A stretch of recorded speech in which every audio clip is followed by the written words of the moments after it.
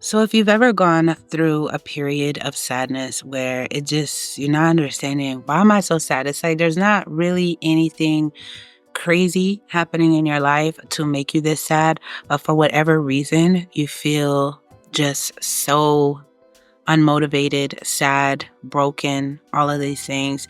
In today's video, we're going to talk about the reason why you're so sad, what it could be, because it's an actual epidemic for a lot of people. And I say epidemic because lately it's been worse. Like, y'all see the state of what's been going on. So many of these stars are taking their own lives. People are taking their lives. There's been an uptake and people just doing away with themselves. And it's like, what's going on? What is happening? In today's video, we will break down the reasons why you're so sad that's unconventional, that many people might not really consider or talk about, that you actually could fix and get back to being you. Get back to being happy and being stable and consistent in your emotion. But first, before we get into that, hey friend, welcome to my channel, Creating Elude Mental Gems. This channel is dedicated to leveling up in all areas of your life. So let us learn together, read together, but most importantly, grow together. Now, without further ado, let's get into this video. Let's start with the first one, which I have here is you're either doing too much or you're not doing enough. You feel behind in life compared to your peers. So they say comparison is the thief of joy, and no greater statement was said. No more honest statement, right? So you might already be doing a lot. There's people that are, working 2 jobs, in school, have children, a husband, a wife, whatever, and they're doing a lot already, like grinding, burning themselves out.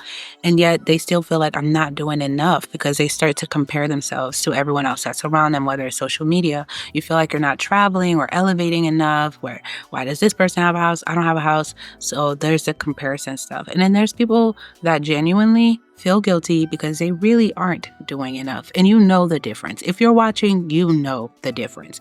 Where it's like you're home 24/7, you're on the couch, you're scrolling through mindlessly, just eating, ordering Uber Eats, not doing the things that you said you were going to do, procrastinating. And those things can make you feel an immense form of sadness because you're realizing laziness can really make you sad. I know that sounds crazy, but it really can. Laziness and overworking. So there has to be a balance. There has to be a fine balance. You don't want to be like, I don't want to subscribe to hustle culture. I always talk about that, but you do need some hustle. You do need some hustle. And if you're lazy, it does bring on this sadness because you are aware we were not created to be lazy, to be dormant, to not be succeeding. So it brings on an intense feeling like I'm not living in my purpose. That goes into not living in your purpose, because when you're living in your purpose, you're doing things, you're busy. A person who's living in their purpose typically is not just inactive.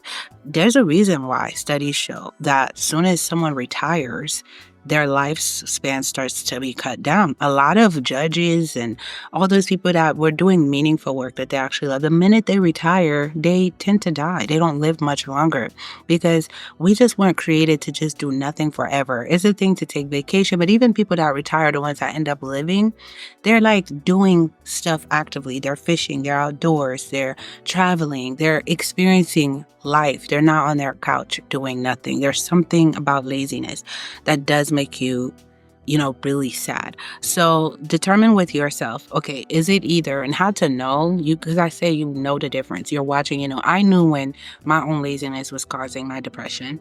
And then I knew also when my depression was, I'm burnt out. I'm doing a lot, like to the point where you have an aversion to working, and that's burnout. You feel like mental distress to even think about researching or doing this or whatever.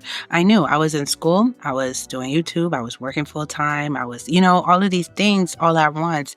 You kind of know when you're doing too much, and that's why you're sad. So it's best to relax, breathe, and be like, what am I doing all of this for? Why am I even living in my purpose? Who am I comparing myself to? Turn off the social media, turn off all of those things, and really give yourself a break, because no. But if the sadness is coming from not living in your purpose, then you need to pray, Lord, what is my purpose? What is this? Where does this laziness come from? I have a couple videos on this topic with the laziness. I have them on my Level Up playlist, which I'll put in the comments for you guys. I'll pin that, where you really tap into what you can do, like you're stuck, how to get out of it. Actually, I'll pin that video, you're stuck and how to get out of it from. Where is it coming from? And just how to tap out of it. A second one is hormonal imbalances, which puberty, hormonal changes in the menstrual cycle, including fluctuations in estrogen and progesterone. Also, substance use, alcohol can alter hormones, and diet. Stress also can alter hormones, because a lot of people don't attribute their hormones to why they're so sad. But once you start to regulate your hormones and have hormonal balance, you tend to notice that depression, sadness, all of those things seem to go away when you can balance them out. And so for a lot of you guys, it's just a simple hormonal change. Maybe it's just getting some more sleep, eating better, going to a doctor and seeing even your vitamin levels. A lot of you guys are not getting vitamin D. You're indoor all the time. You're not outdoor. You're not getting fresh air. And of course, you're depressed. You notice when you have insomnia, right? Notice if you go a day, you have a beach day, by the time you're not even home yet, you're driving back, you're ready to knock out. Whoever's driving back is fighting for his life to keep people awake, because the sun, if you at least take an hour a day to be in the sun, you will have no problem sleeping at night. A lot of you guys are vitamin D deficient, and that is the happy vitamin. It makes you happy. It helps you with insomnia. At the end of the day, it's easier to sleep. Go for a walk, sit on your patio or porch, at least an hour a day, read, have your breakfast there, whatever time you have. Get some sun. It's going to help too. And also helps with your hormones. And a lot of you guys have too much estrogen, too much progesterone. And, maybe you're going through puberty and you don't understand why, because especially in your puberty, especially menstrual too, as women, we're so emotional during our menstruation. And there's ways to balance those things out, and just knowing the foods to eat for your body type, discovering what you're eating that's not good for you. I have a health playlist also. You guys can check that out, where we talk about PCOS and hormonal imbalance and how I conquered that.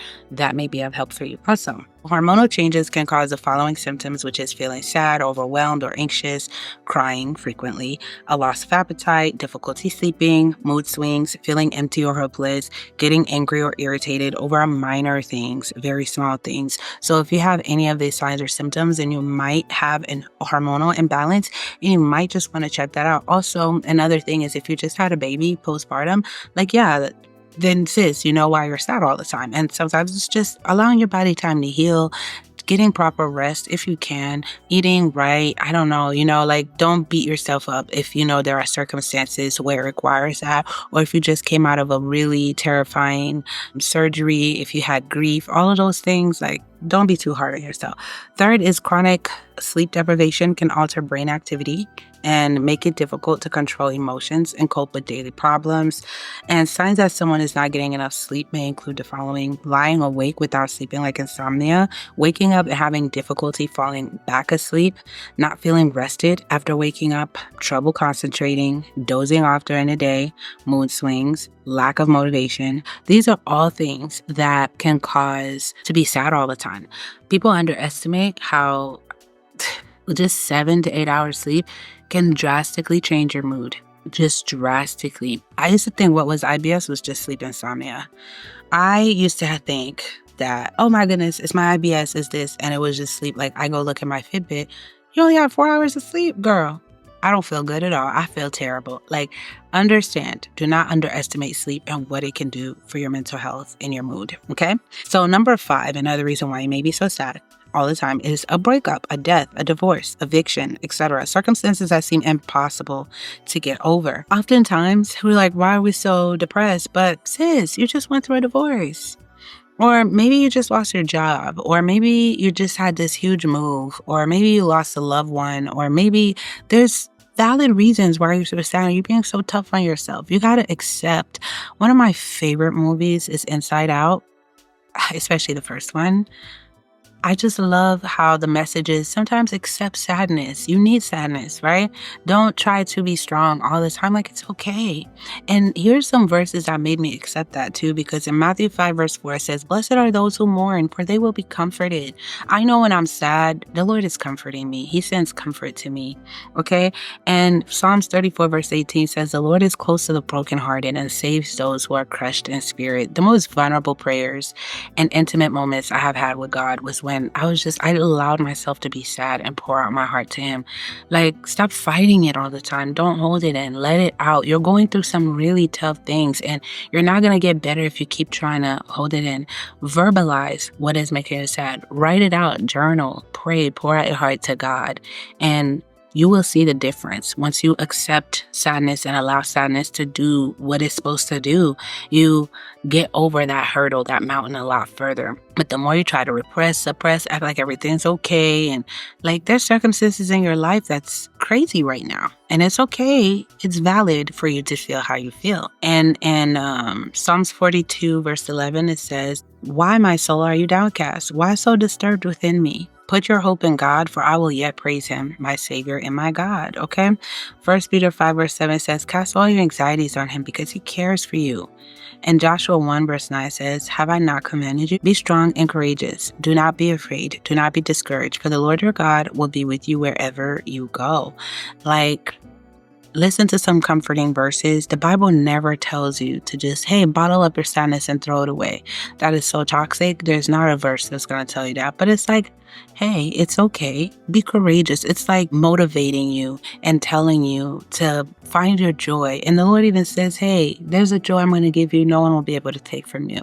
You know, it's a joy and a peace that I give inside out again when Joy kept trying to bring out, listen, that whole movie, I could do a whole breakdown on it, like spiritual. I just love that little it's a cartoon, but it's my favorite. It's beautiful. But allow yourself to feel your emotions, but know that God is there, and feeling your emotions, know, hey, I'm going to be courageous. I'm going to be strong. God is with me, but I also know I will be comforted when I am sad. I'm not just being discarded by the Lord when I'm sad. 6 is seasonal changes. That could be a cause why you're sad. Sadness due to seasonal changes may result in the following symptoms when winter arrives, which is lethargy, being, really lazy or whatever. Sadness, craving and eating more sweets. Like the season is changing every time it's fall or Christmassy time, like winter.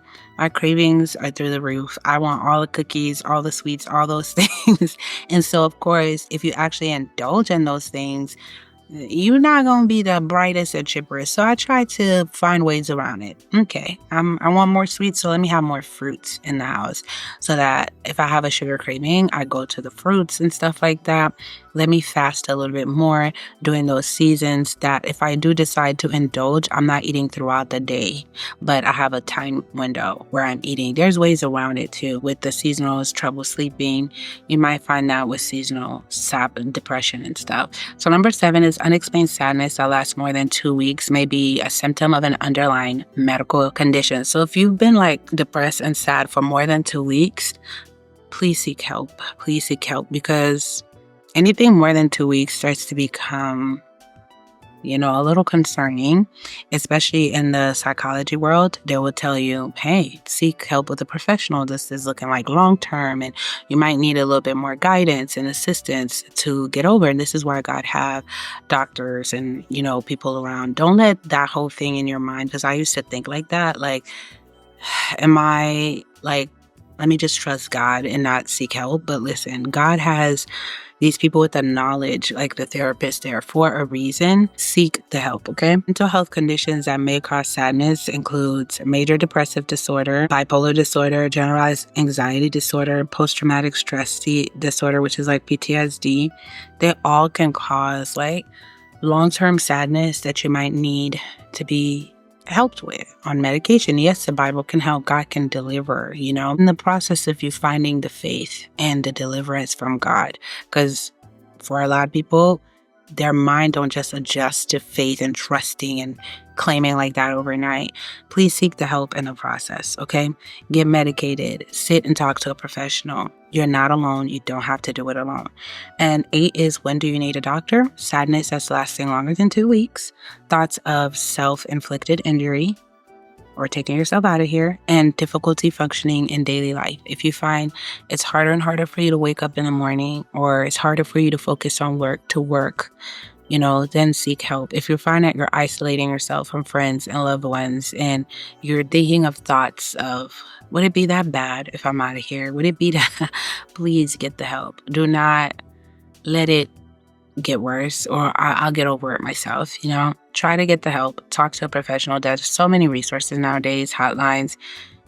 But I must say too, one of the things that does scare people, especially, I don't know if it's like that everywhere else, but like the state of Florida, if you call these hotlines, say, oh, I have these thoughts or whatever. Every now and then, or I'm sad, it's less into, like you're seeking help, they will come and take you and bring you to like Lakeside. Lakeside is like the home for people that are not all there all the time, and try to, whatever, and keep you on watch and stuff like that for your own safety, which is a good thing because it has helped a lot of lives. But there's a lot of people that's not really at that extreme, which is why I'm like, try to get help while you can, like while you're not in that extreme, to speak to someone, so you're not locked up somewhere on a 2-week watch or a week watch and they're not letting you go until you show signs that you're okay, because that could make you worse for you. I know some people that went through that system, and then once they left, they were ashamed or sad of it. There's nothing to be ashamed of, but it's like, dang, and it's like, so that's just me saying that. Try to get help, and there's no shame. In this day and age, there should be no shame. We're all trying to get by, struggling, mentally. It's a lot. Like, I got online today, like after doing my devotions and all that, I'm like, this is why I don't go on social media in the morning. And I saw the Ugandan Olympic runner that was burned on 70% of her body. I was rooting for her. We always rooting for her to make it. Her man took her life, and she passed away today. She didn't make it. Messed up my whole morning.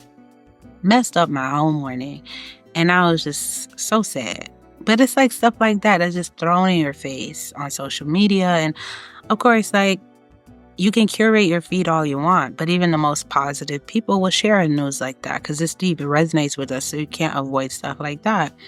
And you have people that's dying every day or what's going on in the world. Like, you can't fully curate your feed on social media like that. And because of YouTube and stuff, I have to be on it. So I have to take a lot extra care with my mental health because I can't avoid social media.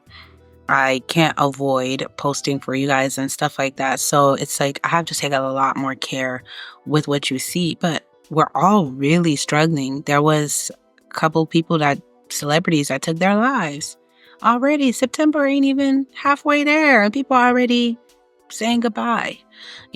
Towards the end of the year, it gets like that too, around the holidays.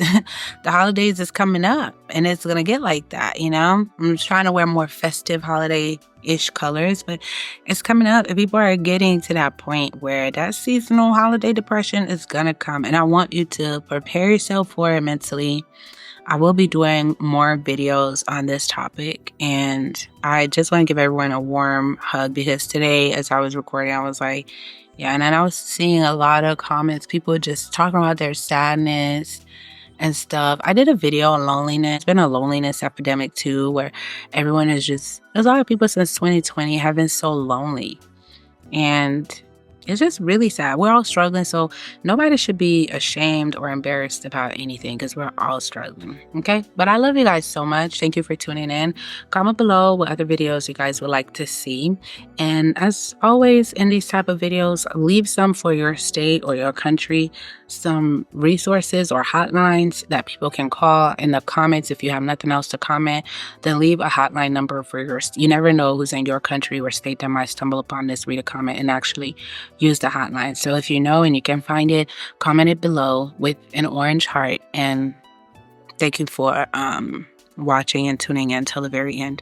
I love you guys so much, and I'll see you guys on the next one. Mwah.